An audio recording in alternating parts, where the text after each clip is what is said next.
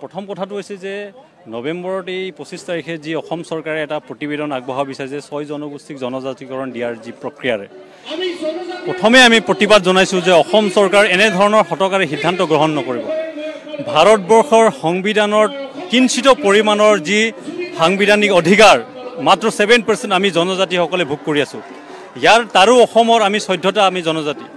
আমাৰ যি মহাপঞ্জীয়ক যি গাণনিক আমি আমাৰ এই যি ট্ৰাইবেলসকলৰ চাৰিত্ৰিক বৈশিষ্ট্য থকাৰ কাৰণে আজি জনজাতিকৰণ কৰিছে।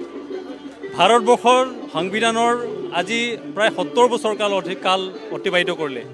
ইয়াৰ পিছত আৰু কোনো জনগোষ্ঠীক জনজাতিকৰণ কৰাৰ কথা নাই। কিন্তু আজি এই চৰকাৰখনে নিজৰ গাদী বচোৱাৰ স্বাৰ্থত জাতি মাটি ভেটিৰ কথা কোৱা এই চৰকাৰখনে আজি ট্ৰাইবেলসকল আমি কি অসমৰ ভূমিপুত্ৰ নহয় নেকি, খিলঞ্জীয়া নহয় নেকি? তেনেহ'লে আমি মাটিৰ আমাৰ যি ভেটিটোত তেওঁলোকে কিয় আঘাত কৰিব বিচাৰিছে? আমি যি কিঞ্চিত পৰিমাণৰ যি ৰাজনৈতিক অধিকাৰ শৈক্ষিক অধিকাৰ আমি এই যি অধিকাৰ আমি ভোগ কৰি আছোঁ তাতে আমাৰ আগবঢ়া ৰাজনৈতিকভাৱে শৈক্ষিকভাৱে বা বিভিন্ন দিশত আগবঢ়া এই 6 জনগোষ্ঠীক প্ৰায় 1.5 কোটিতকৈ অধিক মানুহ জনবহুল এই পপুলাছ জনগোষ্ঠীটোক যদি জনজাতিকৰণ কৰে তেনেহ'লে বৰ্তমানৰ জনজাতিসকলৰ অধিকাৰ খৰ্ব কৰা হ'ব। গতিকে সেই যি চৰকাৰ যি খিলঞ্জীয়াৰ ভূমিপুত্ৰ জাতি মাটি ভেটিৰ কথা কোৱা চৰকাৰক আমি আজি প্ৰথমবাৰৰ কাৰণে এই সমাৱেশ সংগঠিত কৰি পেলাই তেওঁলোকক আমি সকিয়নি দিব বিচাৰিছোঁ যাতে ইয়াৰ পিছতো তেওঁলোকে যদি ৰাজনৈতিক কুচক্ৰান্ত অব্যাহত থাকে তেনেহ'লে গাঁৱে ভূঞে অসমৰ সকলোতে এই প্ৰতিবাদ তেওঁলোকে দেখিবলৈ পাব। আৰু যিদিনালৈকে 6 জনগোষ্ঠীক জনজাতিকৰণ বন্ধ কৰা বাতিল কৰা নহ'ব সেইদিনালৈকে আমাৰ এই সংগ্ৰাম অব্যাহত ৰাখিব। দেখা যায় যে নিৰ্বাচন হোৱাৰ আগে আগে 6 জনগোষ্ঠীক জনজাতিকৰণ দিয়া যিটো প্ৰক্ৰিয়া কিন্তু এতিয়া নহয়, আগৰ পৰা চলি আহিছে। এই বছৰ তেনেকুৱা হোৱাৰ সম্ভাৱনা আছে নেকি? যদি নিদিয়ে কি কৰিব? তেওঁলোকে কি সাহস কি বিৰোধী নিৰ্বাচন আহিলে এই ইছ্যুটো পুনৰ উত্থান হয়। 6 জনগোষ্ঠীক জনজাতিকৰণ দিব নোৱাৰে বুলি আজি এবাৰ নহয় দুবাৰ নহয় বহুবাৰ মহাপঞ্জীয়ক ভাৰতবৰ্ষৰ ৰেজিষ্ট্ৰাৰ জেনেৰেলে ইতিমধ্যে খাৰিজ কৰিছে। খাৰিজ কৰাৰ পিছতো তেওঁলোকে মাত্ৰ চৰকাৰে হওক বিৰোধী হওক তেওঁলোকে নিৰ্বাচন অহাৰ লগে লগে সেই যি 1.5 কোটি 6 জনগোষ্ঠীসকলৰ ভোটাৰ লাভ কৰিবৰ কাৰণে গাদী সুৰক্ষা কৰিবৰ কাৰণে গাজীত পুনৰ আহিবৰ কাৰণে সাহকে হওক বিৰোধীসকলে তেওঁলোকে মাত্ৰ ৰাজনৈতিক স্বাৰ্থ সিদ্ধিৰ কাৰণে এই 6 জনগোষ্ঠীৰ জনজাতিকৰণ বিষয়টো নিৰ্বাচনৰ প্ৰাক মুহূৰ্তত আগবঢ়ায়। তেওঁলোকে বাকী দিনটোলৈ কিয় হৈ থাকে?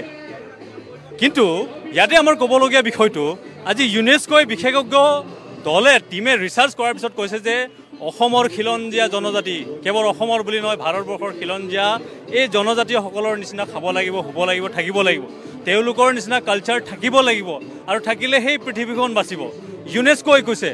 গতিকে এই যি 6 জনগোষ্ঠী জনজাতিকৰণ কৰাৰ প্ৰক্ৰিয়াটোত তেওঁলোকৰ যি চৰ্তসমূহ পূৰণ কৰিব লাগে সেইটো নাই বুলি পেলাই ভাৰতৰ মহাপঞ্জীয়কে বহুবাৰ খাৰিজ কৰাৰ পিছত আজি চৰকাৰে কেৱল নিজৰ স্বাৰ্থ সিদ্ধিৰ কুচক্ৰান্তৰে এই যিটো বিল আনিব বিচাৰিছে তেওঁলোকে মাত্ৰ নিৰ্বাচনৰ বৈতৰণি পাৰ কৰিবৰ কাৰণে। গতিকে সেই কাম যাতে তেওঁলোকে নকৰক আমি এই CC2ৰ জৰিয়তে এই ট্ৰাইবেল সমাজে আমি তেওঁলোকক তীব্ৰ প্ৰতিবাদ ভাষাৰে আমি বিষোদগাৰ প্ৰকাশ কৰিছোঁ। আৰু অনাগত সংগঠনসমূহৰ বিষয় আচলতে আমি ট্ৰাইবেলসকলে যদি কেতিয়াবা আন্দোলন কৰিছোঁ 6 জনগোষ্ঠীক জনজাতিকৰণ দিব নালাগে, আমি কিয় দিব নালাগে সেই কথাটো কৈছোঁ যে তেওঁলোক 1.5 কোটি জনবহুল এই পপুলাছ ট্ৰাইবেল পপুলাছ তেওঁলোকে জনগোষ্ঠী তেওঁলোক ৰাজনৈতিক অৰ্থনৈতিক সকলো ফালৰ পৰা আগবঢ়া। গতিকে আমাৰ যি কিঞ্চিত পৰিমাণৰ ৰাজনৈতিক বা সাংবিধানিক যি অধিকাৰ সেই তাত তেওঁলোকে হাত নিদিবৰ কাৰণে আমি তেওঁলোকক আহ্বান জনাইছোঁ। কিন্তু তেওঁলোকৰ মাজৰ পৰাই তেওঁলোকৰ ৰাজনৈতিক স্বাৰ্থ সিদ্ধিৰ কাৰণে তেওঁলোকৰ কিছুমান জনগোষ্ঠীয় ছাত্ৰ সংগঠনসমূহৰ যি নেতা কৰ্মীয়ে তেওঁলোক হয়তো কৰিব পাৰে, আপুনি যি ধৰণে কৈছে সেই কথাটো তাত আমাৰ ক'বলগীয়া নাই। তেওঁলোকৰ সেই সংগ্ৰামৰ তেওঁলোকৰ কথা। কিন্তু তেওঁলোকক আমি এই কথাটো আহ্বান জনাইছোঁ যে আমি যি ট্ৰাইবেল CC2I তেওঁলোকৰ উন্নয়নৰ আমি বিৰোধী নহয়, তেওঁলোকৰ অধিকাৰত কেতিয়া আমি হাত দিব বিচৰা নাই, মাত্ৰ আমি নিজক এটা ডিফেন্স দিব বিচাৰিছোঁ যে আমাৰ যি কিঞ্চিত পৰিমাণৰ যি 7% যি ট্ৰাইবেলসকলে আজি অধিকাৰ ভোগ কৰি আছে তাত তেওঁলোক কিয় আগবাঢ়ি আহিছে যে তেওঁলোকে তাত সোমাবৰ কাৰণে। কিন্তু ইতিমধ্যে সাংবিধানিকভাৱে তেওঁলোকৰ এই ক্ষেত্ৰত জনজাতিকৰণ কৰিব নোৱাৰে বুলি ইতিমধ্যে মহাগাণনিকে পঞ্জীয়কে এই কথাটো কৈছে ট্ৰাইবেল ৰেজিষ্ট্ৰাৰ জেনেৰেলে। যদি আপোনালোকৰ দাবী মানি নলয় কি কৰিব? চৰকাৰে যদি আমাৰ দাবী যদি মানি নলয় তেনেহ'লে এই দাবী মানি নোলোৱাৰ পৰিণাম তেওঁলোকে অনাগত যি নিৰ্বাচন তাত তেওঁলোকে ভোগ কৰিব আহিবলগীয়া যি নিৰ্বাচন আছে সেই নিৰ্বাচনত বৰ্তমানৰ যি চৰকাৰ আমাৰ যদি ট্ৰাইবেলসকলৰ সৃষ্টি হোৱাৰ যদি দাবীক যদি নস্বাত কৰি পেলাই তেওঁলোকে ৰাজনৈতিক কুচক্ৰান্তৰ যি হঠকাৰী সিদ্ধান্ত গ্ৰহণ কৰিব তাৰ পৰিণাম কিন্তু অহা নিৰ্বাচনত তেওঁলোকে ভোগ কৰিব লাগিব